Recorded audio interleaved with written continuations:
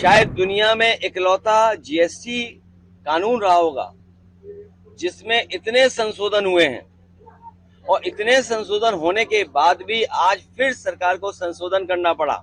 Make in India बर्बाद हो गया। स्वदेशी का नारा केवल मुंह से है, मन से नहीं है। ये बीजेपी के लोग स्वदेशी मुंह से हैं और मन से विदेशी हैं। चुनाव को अब 1 साल के लगभग दिन बचे हैं।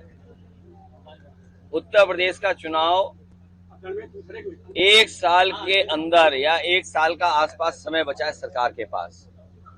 और अब तक अभी हम लोगों ने जो बजट देखे हैं उत्तर प्रदेश सरकार के, 9 बजट देख चुके हैं।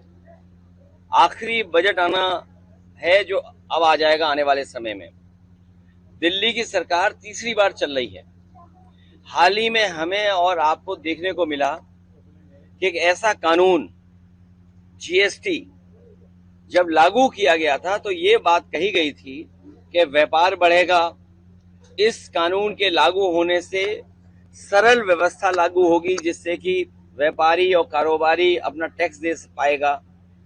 शायद दुनिया में इकलौता जीएसटी कानून रहा होगा जिसमें इतने संशोधन हुए हैं और इतने संशोधन होने के बाद भी आज फिर सरकार को संशोधन करना पड़ा और ये स्वीकार करना पड़ा कि हमें गरीबों को राहत पहुंचाने के लिए कानून में बदलाव लाना पड़ेगा।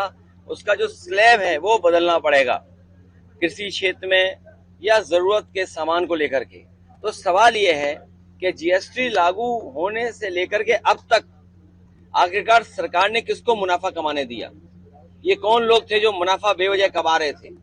और याद रखना, कानून के और स्लैब के कम हो जाने से ये जो मुनाफा कमाने की जो आदत पड़ गई है वो मुनाफा कम नहीं होगा, महंगाई कम नहीं होगी।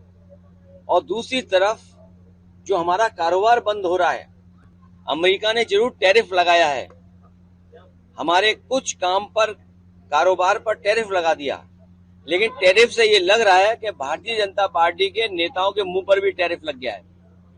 आप उनसे सवाल नहीं पूछ सकते टैरिफ को लेकर के।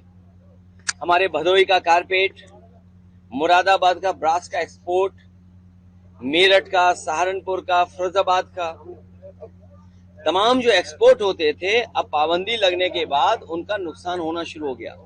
उनका नुकसान होगा, कारीगर जो जुड़े उनका नुकसान होगा, अंततः हमारी अर्थव्यवस्था का नुकसान होने जा रहा है।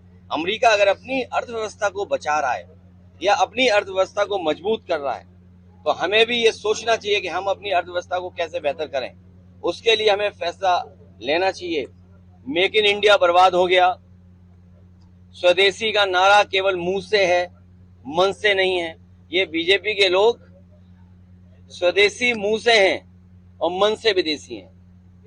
अच्छा सर, किसानों को डीएपी खाद नहीं मिल पा रही है, बड़ी समस्या है। फसलों को खाद नहीं मिल रही है। डीएपी इसलिए नहीं मिल रही है कि उसमें पीडीए शब्द है। डीएपी पीडीए शब्द है और पीडीए लोग ही बड़े पैमाने पे खेती कर रहे हैं। गांव गरीब कौन है?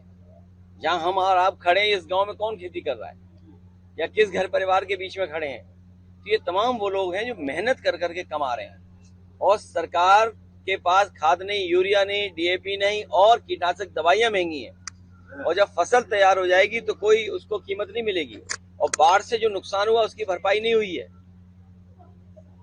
तो इस सरकार के रहते रहते किसानों की आय दोगुनी नहीं होगी, किसानों की जेब से ये सरकार पैसा निकाल लेगी। सर जीएसटी का स्लैब कम किया गया, क्या लगता है कि कहीं ना कहीं ये डर है कि वोट चोरी और जीएसटी के स्लैब कम होने से भी जो बड़े पैमाने पर महंगाई बढ़ी थी, जिन्होंने मुनाफाखोरी की थी, मुनाफाखोरी नहीं रुकेगी। जिन्हें मुनाफा कमाने की आदत पड़ गई है वो मुनाफा वही कमाएंगे। जो बाजार में सामान बिक रहा था, जो मुनाफा कमा रहे थे, आप बताइए क्या पार्ले जी का बिस्किट का पैकेट बड़ा हो जाएगा या साबुन का पैकेट जो छोटे हो गए साबुन क्या बड़े हो जाएंगे? क्रीम के जो डब्बे छोटे हो गए बड़े हो जाएंगे? जो तमाम सामान छोटे कर दिए इन्होंने, शैम्पू छोटे कर दिए, पाउच में कर दिए, क्या वो बड़े हो जाएंगे? तो जिन्होंने मुनाफा कमाने की आदत डाल ली है वो कानून चाहे कितना परिवर्तन कर दो उससे मुनाफाखोरी कम नहीं होगी, क्योंकि बीजेपी की नीयत साफ नहीं है। अगर नीयत साफ होती तो